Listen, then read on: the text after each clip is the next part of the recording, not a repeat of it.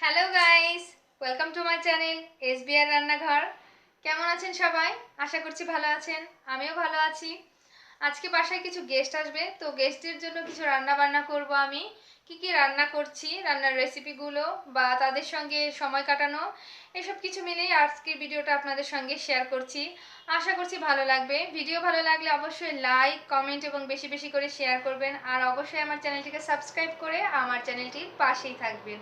আর আজকে যা যা কিছু রান্না করছি, সব ভিডিওগুলো একসঙ্গে হয়তো করা সম্ভব হবে না, তবে প্রত্যেক দিন আমার রেসিপিস যে আপডেট যাচ্ছে সেইভাবে রেসিপিগুলো দেওয়া হবে। আর আজকে যতটুকু সম্ভব ততটুকু ভিডিও আমি আপনাদের সঙ্গে শেয়ার করছি।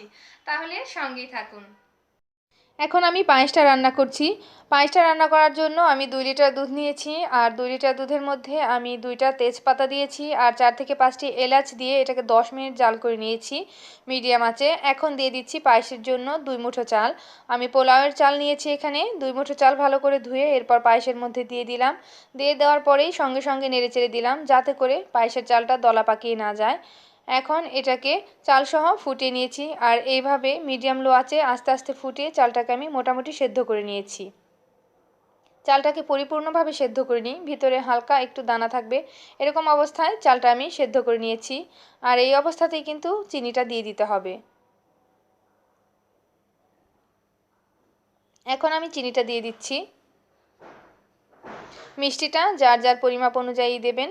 তো আমি আমার পরিমাণ অনুযায়ী মিষ্টিটা দিয়েছি। এখন মিষ্টিটা দেওয়ার সঙ্গে সঙ্গে আবার চুলার আঁচটাকে একটু হাই করে দিয়েছি। এখন চিনিটা গলিয়ে নিয়ে এটাকে ফুটিয়ে নিব। চিনিটা গলিয়ে এটাকে ফুটিয়ে নিয়েছি, আর এখন আবার চুলার আঁচটা মিডিয়ামে রেখে আস্তে আস্তে করে পায়েসটাকে একদম ঘন করে নিয়েছি।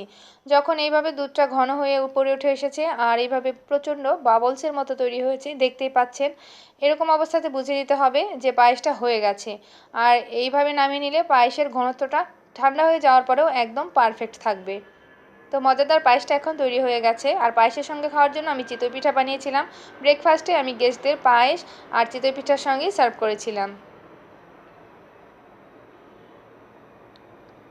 ব্রেকফাস্ট করে নেওয়া হয়ে যাওয়ার পরে আমরা বেশ গল্পগুজব করেছি, একসঙ্গে সময় কাটিয়েছি। এখন লাঞ্চ টাইম, আর এখানে সকলেই খেতে বসে গেছে। সকলেই বলতে প্রথমেই বাচ্চাদেরকেই খাওয়িয়ে দেব, কারণ এরাই হচ্ছে আমার আসল গেস্ট, আমার ছেলের ফ্রেন্ড। আর ছেলের ফ্রেন্ডের মায়েরা হচ্ছে আমার ফ্রেন্ড। তো প্রথমেই বাচ্চাদেরকে খেতে বসিয়ে দেওয়া হলো। আমার ছেলেটা তো হাত দিয়ে খেতে পারে না, ওকে আমার নিজেকে খাইয়ে দিতে হবে, তাই ওকে একটু পরে বসিয়েছি। প্রথমে ওদেরকে খেতে বসিয়ে দেওয়া হয়েছে।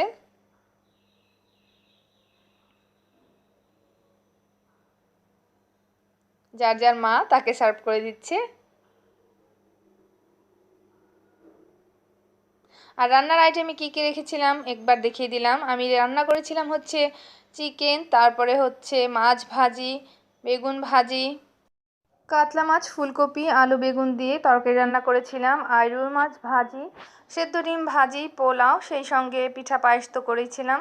তো এই পর্যন্তই ছিল আয়োজন। কেমন হয়েছে আন্টির হাতে রান্না?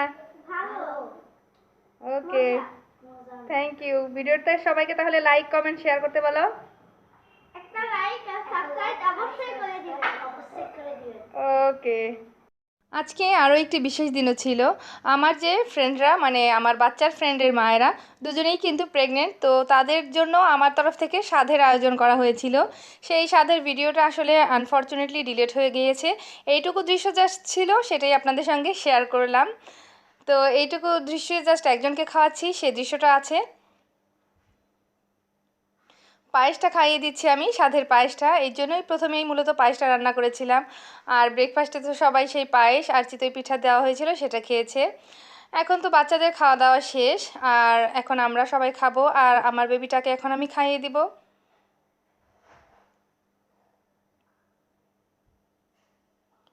ওরা সবাই খাবে এখন।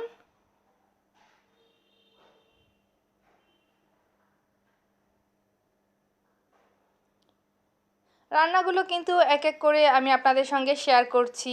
সবগুলো রান্নাই আমার ভিডিও তোলা আছে, কিন্তু এক ভিডিওতে সবগুলো শেয়ার করতে গেলে অনেক বেশি লং হয়ে যাবে ভিডিওটা, তাই এক এক করে প্রত্যেকটা ভিডিও কিন্তু আমি আস্তে আস্তে আপনাদের সঙ্গে শেয়ার করছি।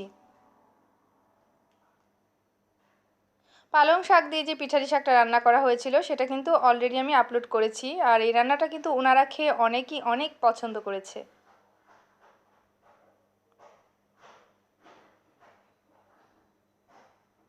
আর ফুলকপি দিয়ে যে কাতলা মাছের রান্নাটা আমার করা হয়েছে সেটাও কিন্তু ভিডিও তোলা আছে, সেটাও আপনাদের সঙ্গে শেয়ার করব।